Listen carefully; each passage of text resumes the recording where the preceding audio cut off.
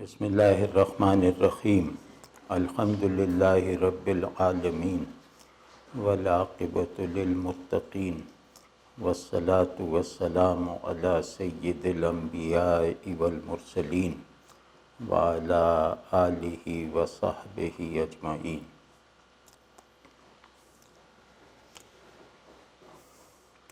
آج شروع میں ذرا ایک ضروری گفتگو کرنی ہے، اس کے بعد انشاءاللہ اس غزل کی طرف جاتے ہیں کہ آدمی کے بہت بڑے مسائل اور موضوعات میں سے یا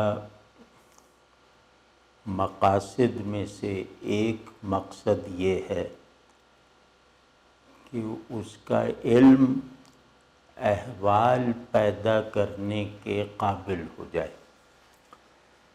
یہ آدمی اپنے بارے میں جو بھی تصور رکھتا ہو، مذہبی، غیر مذہبی، نظریاتی، غیر نظریاتی، روحانی، نفسیاتی، اخلاقی، ہر تصور انسان میں یہ پیاس جیسے بلٹ ان ہے، یہ مطالبہ جیسے ایک شرط کے طور پر موجود ہے کہ میرے ذہنی مسلمات میرے بنیادی احوال میں ڈھل جائیں، اور جب تک ایسا نہیں ہوگا آدمی کو اپنے ذہنی مسلمات کے ساتھ متعلق ہونے کا قابل اعتبار راستہ نہیں ملتا، کیونکہ انسان میں کسی چیز کی پرسیپشن بننے یا کسی چیز کے شعور میں آنے کی حرکت کے مکمل ہونے کی واحد پہچان یہ ہے کہ وہ خیال سے پیشن بن جائے، وہ تصور سے احساس بن جائے۔ مطلب جب تک ذہن کو احساساتی تائید حاصل نہ ہو، نہ آدمی اپنے شعور پر بھروسے کے لائق رہتا ہے، نہ اپنے ہونے کے احوال کو جو ہے وہ کوئی بامعنی انداز میں لے سکتا ہے۔ تو یہ ایک چیز جو ہے یہ یعنی انسانیت کے سب سے بڑے مقاصد میں سے یہ ایک مقصد، انسانی فطرت کے سب سے بڑے تقاضوں میں سے یہ ایک تقاضا، ظاہر ہے کہ دین میں بھی اپنی مرکزی اہمیت رکھتا ہوگا نا، کہ فطرت کے مسلمات دین میں اصول کی حیثیت اختیار کرتے ہیں، یعنی وہ کوئی قانونی اور احکامی جہت تک محدود نہیں رہتے، بلکہ دین کو ماننے، دین پر چلنے، دین کو سمجھنے کے اصول کی حیثیت اختیار کر لیتے ہیں کہ انہیں نظر انداز کر کے ان اصول کو، وہ فطری مسلمات جنہیں دین نے اپنے اصول کی حیثیت دی، ان اصول کو بیچ میں رکھے بغیر ان اصول سے جڑے رہتے ہوئے ہی ہم دین کو سمجھ سکتے ہیں، دین کو قبول کر سکتے ہیں، دین میں خود کو ڈھال سکتے ہیں۔ مطلب اس دین کا مطالبہ تسلیم بھی اس مقصد کی طرف رخ کیے بغیر پورا نہیں ہوگا، دین کا مطالبہ تعمیل بھی اس اساس پر کھڑے ہونے کا عزم کیے بغیر پورا نہیں ہوگا۔ اسی طرح دین کا جو آخری مجموعی مطالبہ ہے، یعنی مطالبہ تحویل، یعنی میرے دیے ہوئے بندگی کے تمام آئیڈیلز کو انٹرنلائز کر کے دکھاؤ، میرے تمام آئیڈیلز تمہارے سامنے آبجیکٹیو حیثیت میں ہیں، ان کو اپنے لیے سبجیکٹیو بنا کے دکھاؤ۔ اسے کہتے ہیں شعور کے مسلمات اور وجود کے پرنسپل احوال کا ایک ہونا۔ تو یہ دین کا سب سے ضروری اور سب سے اٹل مطالبہ ہے، یعنی دین اپنی تسلیم کے بعد شرائط کا پورا نہ ہو سکنا الاؤ کر دیتا ہے۔ یہ دین اپنی تعمیل میں کچھ کمزوریوں کا رہ جانا معاف کر دیتا ہے، لیکن یہ دین اخلاص میں کمی کو درگزر نہیں کرتا۔ یہ دین اپنے تعلق کی نفسیاتی، فطری، طبعی اور قلبی شرطوں میں نقص کو قبول نہیں کرتا، نہیں مانتا۔ سمجھئے نا؟ تو یہ جو مطالبہ تحویل ہے، یہ ہے کہ بندگی کو، ہم نے اللہ کو ماننے کا مطلب یہ ہے کہ ہم نے بندگی کے پرنسپل، آئیڈیل کو جان لیا۔ اللہ کو ماننے کا اس کے سوا کوئی نتیجہ نہیں ہے کہ اس کی ہر معرفت بندگی کے آئیڈیل کو ایکچولائز کرنے میں رہنمائی دیتی ہے، اس کے لیے درکار قوت فراہم کرتی ہے، اس کے لیے مطلوبہ پرسپیکٹو مہیا کرتی ہے۔ تو اس میں کہ اللہ سے تعلق میں اپنی احساساتی تصدیق کے ساتھ میرے سچے ہونے میں کوئی کسر رہ گئی ہے، یہ عذر کبھی نہیں سنا جائے گا۔ یہ تو ہو سکتا ہے کہ اللہ تبارک و تعالیٰ کے ساتھ اطاعت کے تعلق میں مجھ سے کمزوریاں صادر ہو رہی ہیں، اللہ تبارک و تعالیٰ کے معرفت کے لیے میرے ذہن میں جو ایک استدلال کی لائن لگی ہوئی ہے، یا میرے فہم میں جو صورتیں اس کی معرفت کے نتیجے میں بن رہی ہیں، ان میں کوئی غلطی آ گئی، کمی آ گئی، نقص آ گیا، کوئی ضروری چیز رہ گئی، یہ سب ٹھیک ہے، کیونکہ یہ دونوں عمل جو ہیں وہ چاہے تعمیل کا ہو چاہے تسلیم کا ہو، ان دونوں اعمال کو ان دونوں سطحوں کو بندگی کی سطحیں اور بندگی کے مراتب بناتے ہوئے یہ لحاظ رکھا گیا ہے کہ ان مقاصد کو پورا کرنے کا پابند ہم جس وجود کو بنا رہے ہیں، وہ وجود اپنے شعور میں بھی اور خود اپنے آپ میں بھی ناتمامی اور نقص کے گارے سے ہم نے خود بنایا ہے۔ تو یہ پرفیکشن کے اصول پر کبھی نہیں چلے گا، صرف اس کے لیے ایک پرفیکشن ممکن ہے، اور کیونکہ پرفیکشن کو جب اللہ میرے لیے ممکن بنا دیتا ہے تو پرفیکشن کا ممکن ہونا گویا اب مجھے کوئی چھوٹ نہیں دے گا۔ آپ سمجھ، مجھ سے امپرفیکشن کے ساتھ تعمیل مانگی گئی ہے، مجھ سے امپرفیکشن کے ساتھ تسلیم کا مطالبہ ہے، لیکن مجھے پرفیکشن پر قادر بنا کر تحویل طلب کی گئی ہے کہ اب بندگی میں سچے ہو کر بتاؤ، اپنے خیالات کی تائید سے بھی اور اپنے احساسات کی تصدیق سے بھی، کہ اب بندگی ہی، یعنی تمہارا اپنے بارے میں یہ تشخص کہ میں اللہ کا بندہ ہوں، اسی پر تمہارا ذہنی نظام چلے غلطیوں کے باوجود، اسی پر تمہارا احوالی آرڈر جو ہے وہ حرکت میں رہے کوتاہیوں اور کمیوں کے باوجود۔ لیکن اگر میں یہ کر لوں کہ اس دین کو، اپنی بندگی کو سبجیکٹیوائز کرنے کا مطالبہ غیر سنجیدگی کی نظر کر دوں، اپنی غفلت کی آڑ لے لوں اس مطالبے سے جان چھڑانے کے لیے، اپنی کمزوریوں کو اپنی ڈھال بنا لوں، اللہ نے اپنی کمزوریوں کو اپنا مددگار بنانے کا حکم دیا ہے، اللہ نے کمزوریوں کو اللہ سے بھاگنے کا بہانہ بننے کی اجازت نہیں دی ہے۔ آپ سمجھ گئے نا؟ تو وہ قابل قبول نہیں ہے، یعنی میرا پورا کا پورا نیک نہ ہو سکنا قابل تسلیم، میرا پورا کا پورا عارف نہ ہو پانا مان لیا جائے گا، لیکن میرا پورا کا پورا بندگی میں سچا نہ ہو سکنا یہ کبھی نہیں مانا جائے گا۔ آپ سمجھیں؟ تو اللہ سے تعلق میں سچائی کا جو خداوندی آئیڈیا ہے، اس کی 101% ایکچولائزیشن طلب کی گئی ہے۔ جیسے اللہ سے تعلق کے 3 پرنسپلز ہیں، 3 پرنسپل آئیڈیلز ہیں، تو معرفت ہے، محبت ہے، خشیت ہے۔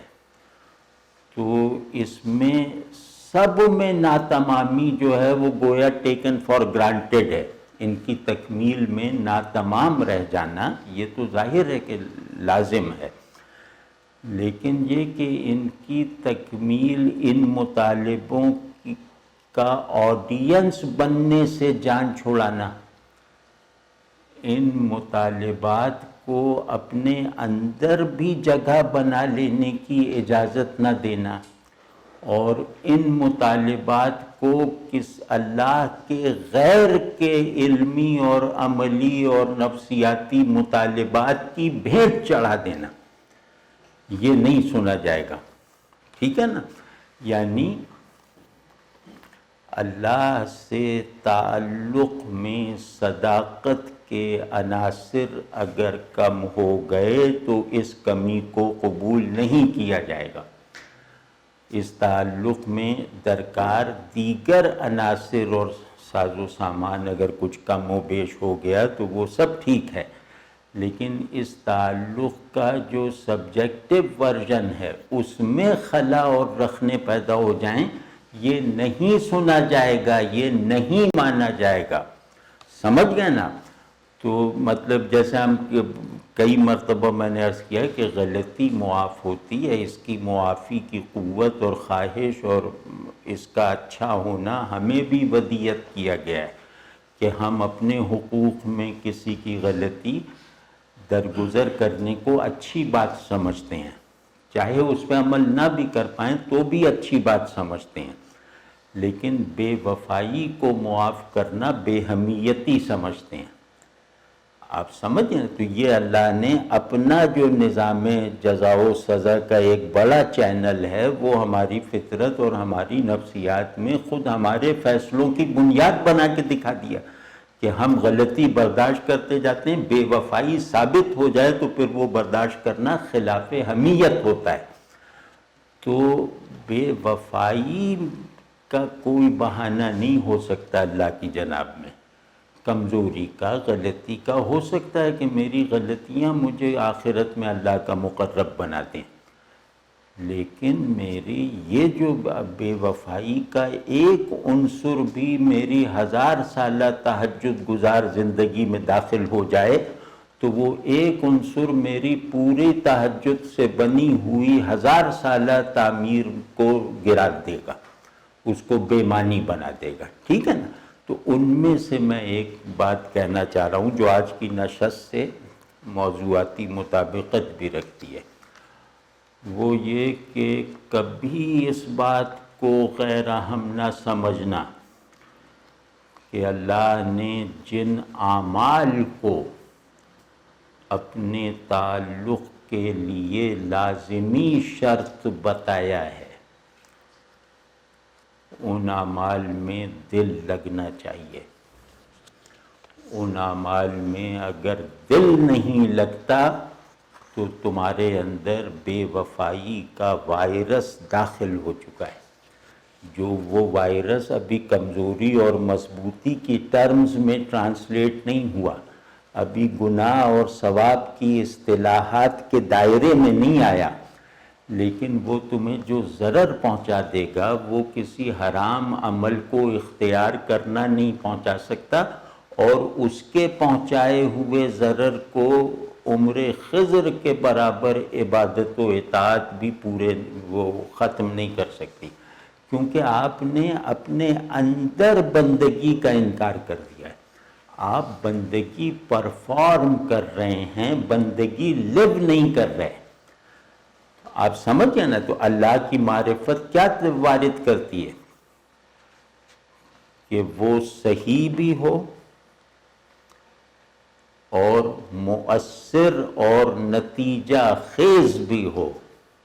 یعنی اللہ جو ہے وہ کوئی ریاضی کی تھیوری تھوڑی ہے کہ جس کو صحیح سمجھ کے میں فارغ ہو گیا، یعنی جس کو ذہن میں مسلمے کی شکل دے کر میں فارغ ہو گیا۔ اب ظاہر ہے کہ اس تھیوری آف ریلیٹیوٹی وغیرہ سے میرا کوئی جذباتی تعلق تو ڈیولپ نہیں ہوتا نا، کیونکہ اس کو جس جگہ پہ رکھا جانا چاہیے وہ میں رکھ لیتا ہوں، اور جہاں اسے رکھنا چاہیے وہاں اس کے لیے مزاحمت کے ماحول کو ختم کر دیتا ہوں۔ تو اللہ تو ایک پیشن، اللہ بندگی کو بنیادی طور پر تخیل سے زیادہ پیشن کے طور پہ دیکھنا چاہتا ہے، کیونکہ تخیل کو تو اس نے راہ ہی نہیں دی خود کو چھپا کر، ٹھیک ہے نا؟ تو خود کو چھپا کر وہ اپنے تعلق کو گویا ایک پیشن کی شکل میں دیکھنا چاہتا ہے، ایک شان وجودی کے طور پر دیکھنا چاہتا ہے، کسی ذہنی کنسٹرکٹ کے طور پہ نہیں۔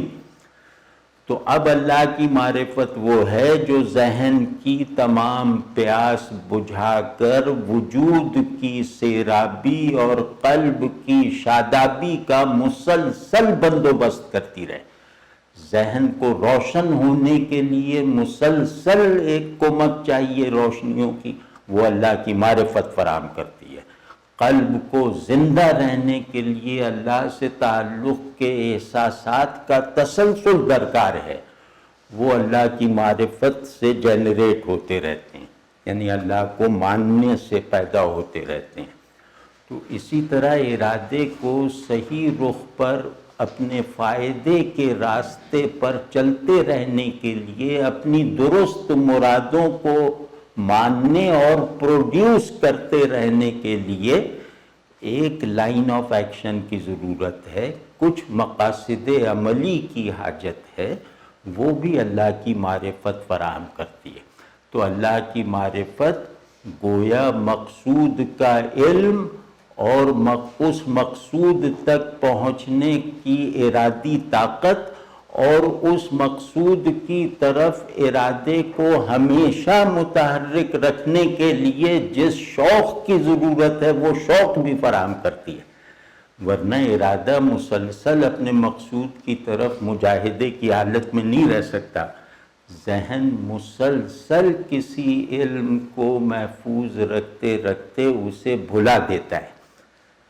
تو وہ ایک چیز ہے جو ذہن اور ارادے کو بندگی یعنی تعلق مع اللہ کے بنیادی تقاضے کبھی بھولنے نہیں دیتی، بلکہ ان تقاضوں کو اپنے محبوب ترین خواہشات اور جذبات کے طور پر بیدار رکھتی ہے۔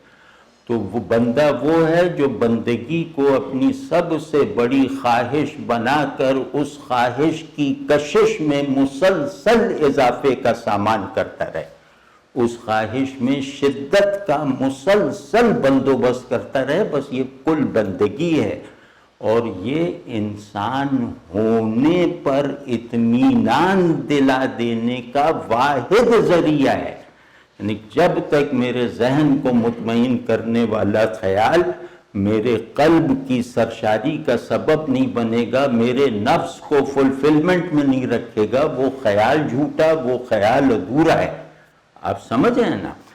تو اگر اللہ کو تم اتنا بھی سمجھ لو کہ اس سے پہلے تمہارے ذہن نے بھی مانا ہے، تو ذہن میں ماننے کے نتائج اگر تمہارے بنیادی احوال نہیں بنے ہیں تو تم نے اس کے ماننے کو گویا کسی عام چیز کے جاننے تک محدود سمجھ رکھا ہے۔ اللہ کو جاننے کا موڈ بھی جو ہے وہ علم کے دیگر مروجہ موڈ سے مختلف ہے۔ آپ سمجھیں نا؟ یعنی معلوم کی حیثیت سے بھی اللہ واحد ہے، تو علم اور اس کی تاثیر کے نظام پیدا کرنے کی جہت سے بھی اس کی وحدت کی حفاظت ہونی چاہیے۔ یعنی یہ کہنا چاہیے کہ لا معبود الا اللہ کا مطلب ہے لا محبوب الا اللہ۔ آپ سمجھیں نا؟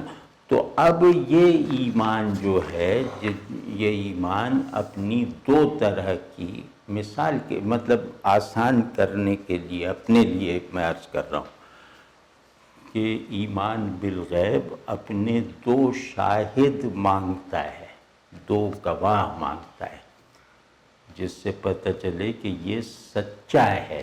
یعنی یہ اپنی صداقت کے کمال مطلوب ہی نہیں ہے، یہ اپنی صداقت کے دو مستقل گواہ مانگتا ہے جو ہمہ وقت گواہی دیتے رہیں، یعنی ایک بار گواہی دے کے غائب نہ ہو جائیں، ان کی گواہی تسلسل کے ساتھ میرے نفس میں گونجتی رہے، اور وہ ہے محبت اور خشیت، کہ معرفت کے پیڑ کے یہی دو پھل ہیں، اللہ سے محبت اور اللہ کی خشیت۔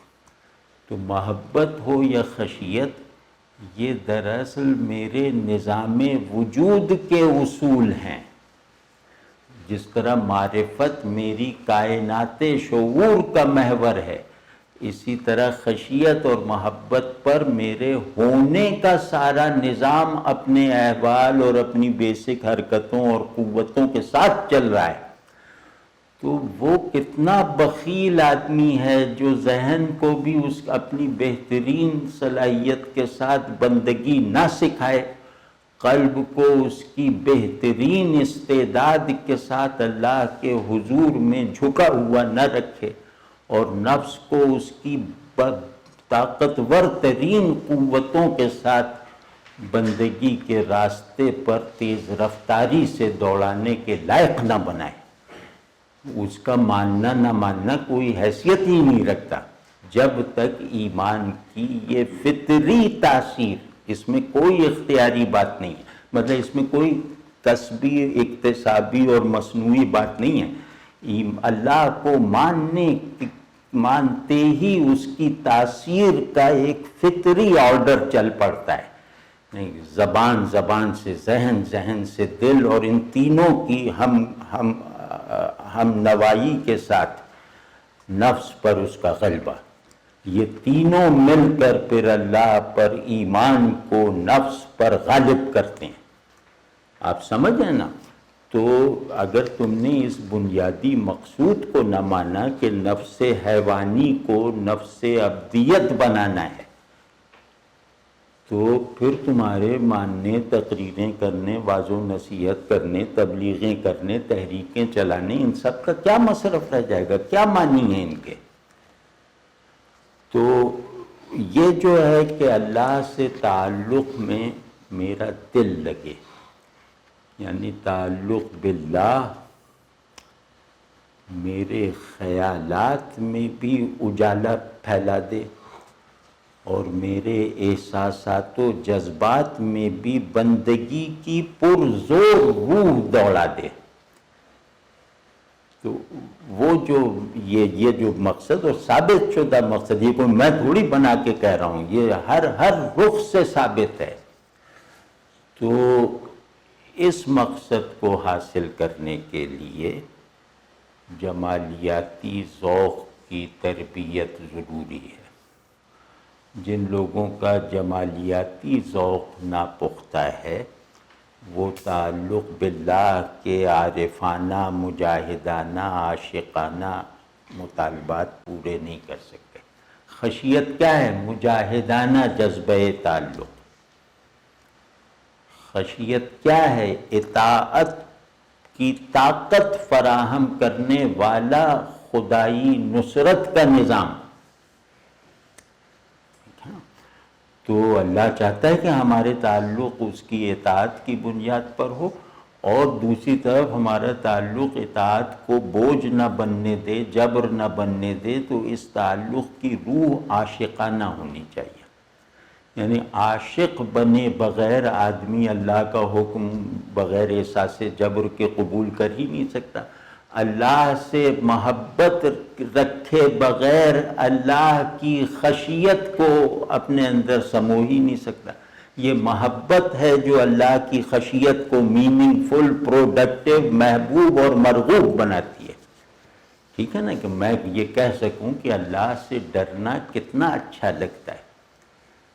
ٹھیک ہے، مطلب اللہ کی خشیت اگر اس حال کے ساتھ نہیں ہے کہ اس سے ڈرنا کتنا اچھا لگتا ہے، اس پہ مرنا کتنا اچھا لگتا ہے، تو پھر وہ اللہ کی خشیت نہیں ہے، وہ نعوذ باللہ کسی موذی اور مہیب جانور کا خوف ہے، جو دل نہ لگے جس خشیت میں۔ اور جس خشیت سے خالی ہونا روحانی افلاس کی علامت لگے، یعنی آدمی اس خشیت میں ذرہ برابر کمی گوارا نہ کرے، یہ ہے اللہ کی خشیت، ٹھیک ہے نا؟ تو خشیت کے خشیت کے کو جو ہے وہ محبت کے ہاتھوں نے تھاما ہوا ہے، ٹھیک ہے نا؟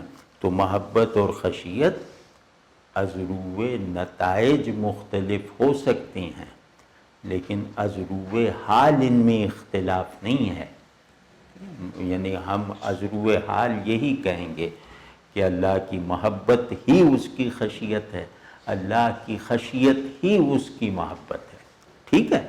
تو اب یہ کرنا کہ دین کو انٹرنلائز کرنا، بندگی کو اپنا سبجیکٹیو آرڈر بھی بنانا، اپنی نفسیات کی پرنسپل کنڈیشن بنانا، یہ دین کا مطالبہ ہے، پورے کے پورے اسلام میں داخل ہو۔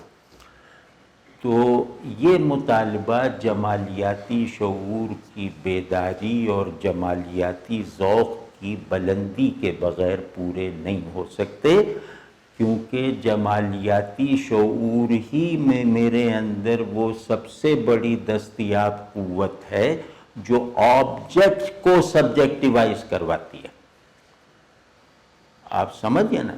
جو ٹرانسینڈنٹ کو پریزنس دیتی ہے، جو ٹرانسینڈنٹ کی پریزنس کو قبول کرتی ہے، یعنی غیب میں ایک تجربی حضور پیدا کرتی ہے، یہ جمالیاتی ذوق ہے۔ جو تخیل میں آئے تو ٹرانسینڈنس پریزنس کے ساتھ ہے، اور جو احساسات میں آئے تو مظاہر جو ہیں وہ اللہ کی جلوہ گاہیں ہیں، آپ سمجھ؟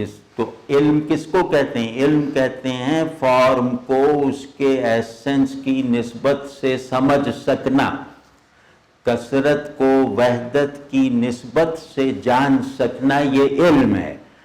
تو آپ کا کیا خیال ہے کہ وحدت کی اصل جو ٹرانسینڈنٹ پرنسپل ہے، جو فارم کی طرح امپیریکل نہیں ہے، اس کو یعنی فارم کو اپنی اصل کثرت کو اپنے پرنسپل ٹرانسینڈنٹ پرنسپل سے جوڑنے کے لیے اس ٹرانسینڈنٹ پرنسپل کی کوئی مہیج اور پرشوق اور پیشنیٹ پریزنس درکار ہے یا نہیں ہے؟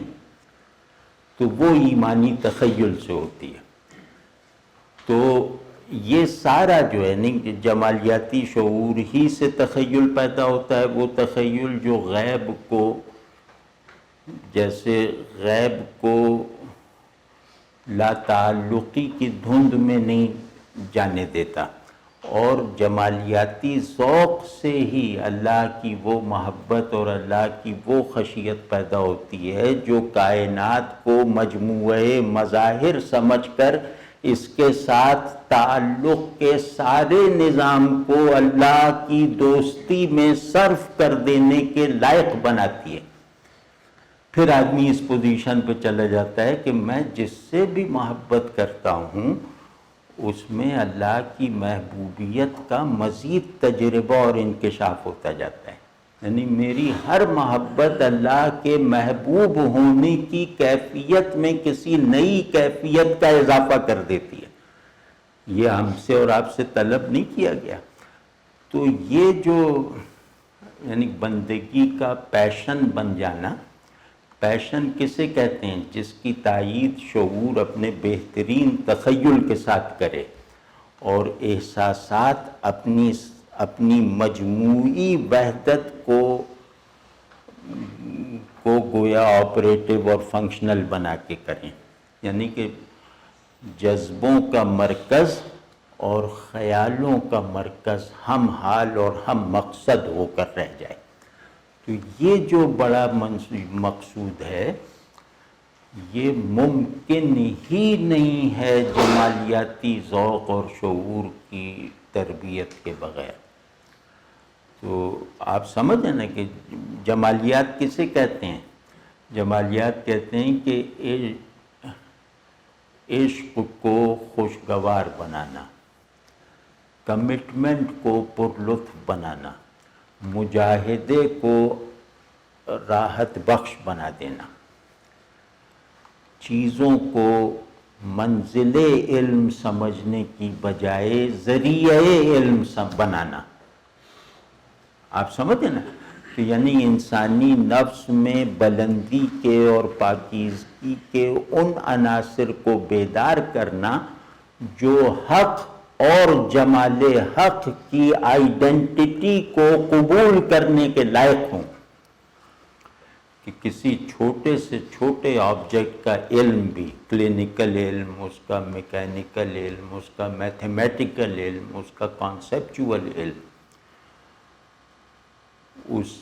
اس کے حسن کے ادراک کے بغیر مکمل ہو سکتا ہے؟ حسن کیا وجود کی ایسینشیل پراپرٹی نہیں ہے؟ وجود کا علم اس کے جوہر جمال کی شناخت کے بغیر پورا ہو سکتا ہے یا صحیح ہو سکتا ہے؟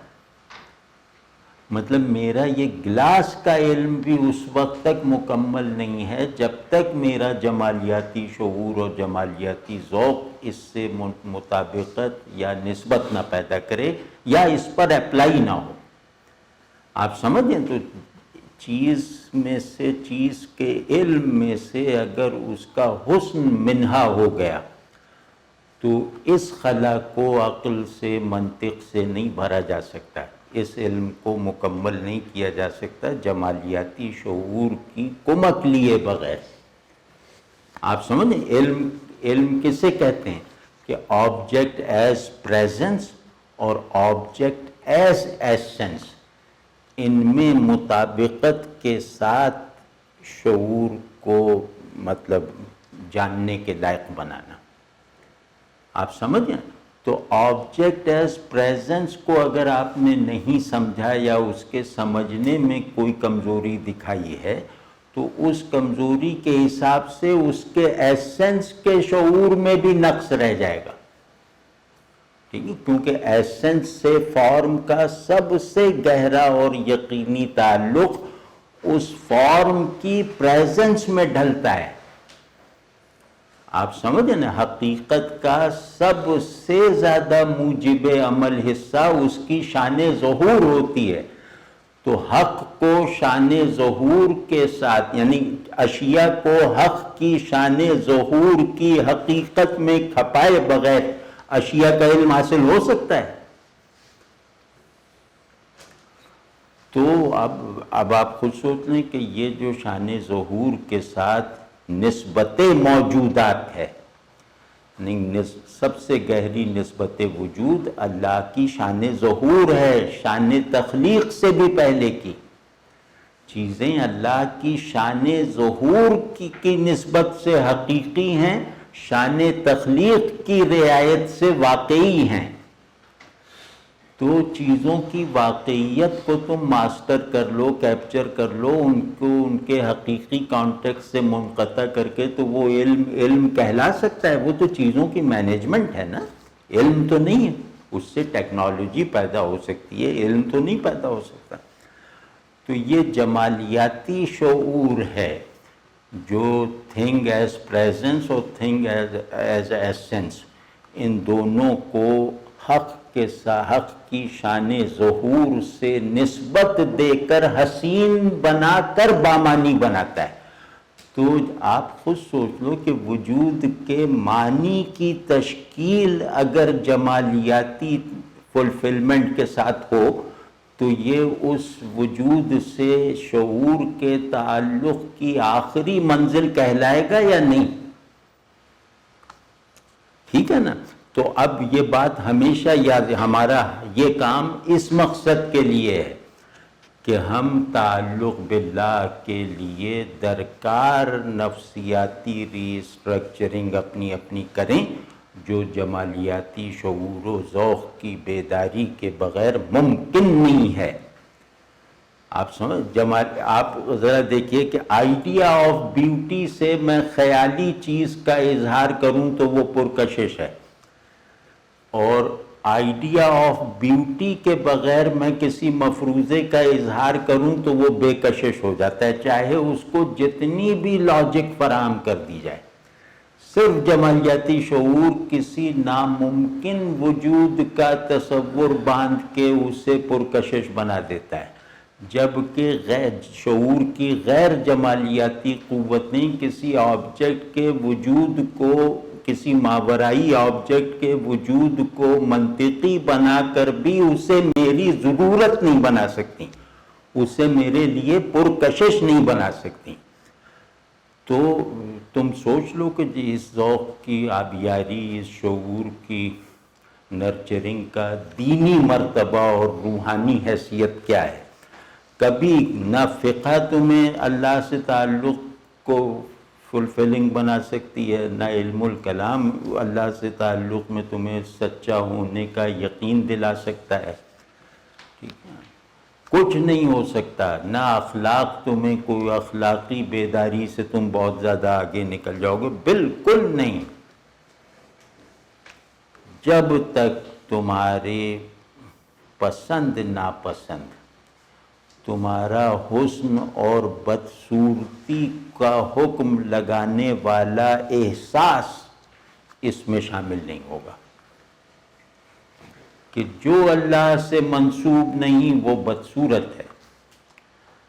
اللہ کی نسبت چیزوں کو حقیقی بنانے کے ساتھ ساتھ خوبصورت ضرور بناتی ہے، تو جس نے اس خوبصورتی کو نہیں دیکھا اس نے اللہ کی نسبت کا پورا ادراک نہیں کیا اپنے مظاہر کے ساتھ۔ تو بس اس کو خیال کریں کہ ہمیں گویا اپنے ہی، میں یوں کہہ سکتا ہوں کہ ہماری زندگی کے سب سے بڑے مقصود کو حاصل کرنے کا، سامان کرنے کے لیے ہمیں اپنی جمالیاتی پستی کا علاج کرنا پڑے گا۔ یہ جو جتنی مذہبی سطحیت اور جارحیت اور نفاق پھیلا ہوا ہے وہ اسی وجہ سے تو ہے کہ اللہ سے تعلق میرے لیے سرمایہ احساس، میرے لیے جو ہے وہ ماخذ طمانینت تو رہا ہی نہیں۔ تو میں کب تک اپنے خیالی اللہ کو مانتا رہوں گا اور اس کے احکام پہ چلتا رہوں گا؟ کب تک؟ نہیں، جس اللہ پہ مجھے خود یقین نہیں ہے اس اللہ کا ترجمان میں کب تک بنا بیٹھا رہوں گا؟ کچھ عرصے پھر اس ترجمانی کو کچھ مفادات سے وابستہ کر کے اس ترجمانی کا نام لیتا رہوں گا، صرف اپنے مفادات کو کرتا رہوں گا۔ مجھے پیر بننا ہے، مجھے امام بننا ہے، مجھے لیڈر بننا ہے، مجھے عالم بننا ہے، مجھے مجاہد بننا ہے، یعنی مجھے نامور بننا ہے، مالدار بننا ہے، وغیرہ وغیرہ۔ تو وہ جو آج ہو رہا ہے، آج ہو رہا ہے کہ جس اللہ پہ ہمیں یقین نہیں ہے اس اللہ کے ہم مجاہد اور عالم بنے ہوئے ہیں، اس کے عاشق بنے ہوئے ہیں۔ تو اللہ پر یقین ایک حق اساس جمالیاتی شعور کے بغیر ممکن نہیں ہے، کیونکہ عقل غیب کے آگے بے بس ہے، منطق غیب پر اپلائی نہیں ہوتی، مفروض غیب کی طرف انڈیکیٹ کرنے کی قابلیت نہیں رکھتے، یعنی غیب کو نہ استدلال بنایا جا سکتا ہے نہ مفروضہ بنایا جا سکتا ہے۔ تو وہ کون سی چیز ہے جو غیب کو میرے لیے ایک بیسک وجودی کنڈیشن بنا دے؟ وہ میرا جمالیاتی شعور ہے۔ آپ دیکھیں نا، میں نے نہیں دیکھا وہ ایک عرب نوری برس پہ کوئی سیارہ چمک رہا ہے، میں نے نہیں دیکھا، لوگ کہتے ہیں کہ چمک رہا ہے تو میں مانتا بھی ہوں کہ ہاں چمک رہا ہے، لیکن اس سے میرے اندر کوئی چیز پیدا ہی نہیں ہوتی، آپ سمجھ ہیں نا۔ لیکن ایک شاعر کہتا ہے کہ سی مرغ ہے، ہما ہے، کوہ قاف، وہ والا جو داستانی کوہ قاف ہے، افلاطون کہتا ہے عالم مثال ہے۔ تو یہ سب چیزیں اس یقین کے باوجود کہ وجود نہیں رکھتی، معدوم محض ہیں، خیالی ہیں، لیکن یہ میرے شعور کا محرک بننے اور میرے وجود کے لیے پرکشش ہیں ان سے میرے اندر خیالات بھی پیدا ہوتے ہیں اور ان کی نسبت سے میرے اندر جذبات بھی سر اٹھائے رہتے ہیں.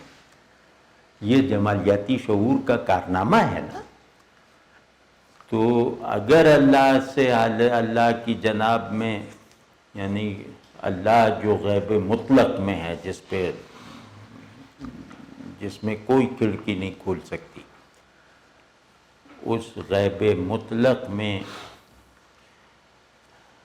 رہنے والی ذات سے اپنا تعلق بنانا ہے اور اس کے حضور میں رہنا ہے، اس کے طلب کردہ حضور میں رہنا ہے، تو یاد رکھنا کہ جمالیاتی تربیت کے بغیر یہ ممکن نہیں ہے، کیونکہ جس کا جمالیاتی ذوق ناپختہ ہے وہ محبت کر ہی نہیں سکتا.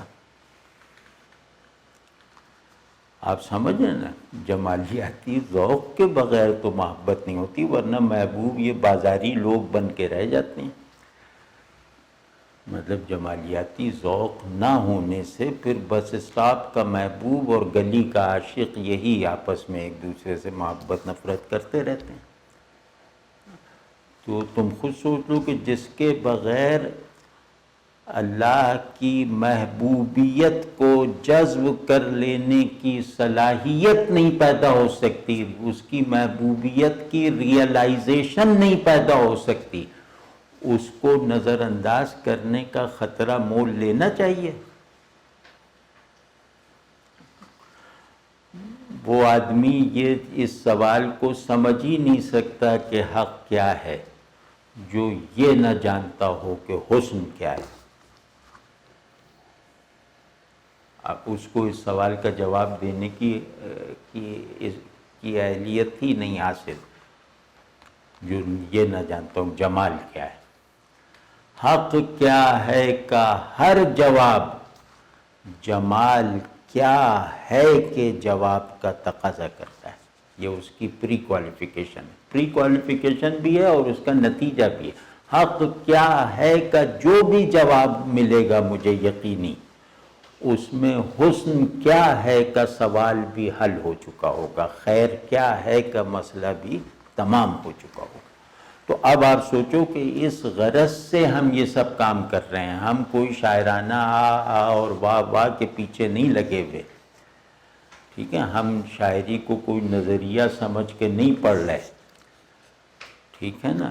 نہ شاعروں کی پیروی کا اور شاعروں کی ایسی تحسین پہ ابھارنا چاہ رہے ہیں کہ جو ہمیں ان کی پیروی پہ اکسائے، بالکل نہیں. ہم ان کو ذریعہ بنا رہے ہیں کہ کیونکہ شاعری میں جمالیاتی ادراک اور اظہار دونوں بہت بہترین حالتوں میں جمع ہو جاتا ہے، تو ہم گویا ان جمالیات کے یہ دونوں ونگز جو ہیں ان کو حرکت میں لانا چاہتے ہیں، ایک حسن ادراک اور دوسرا حسن اظہار، جس کے بغیر ہم قرآن کو پڑھنا قرآن کھولنا کوالیفائی نہیں کرتے، اگر ہم حسن ادراک اور حسن اظہار کے ذوق اور ضروری فہم سے محروم ہیں.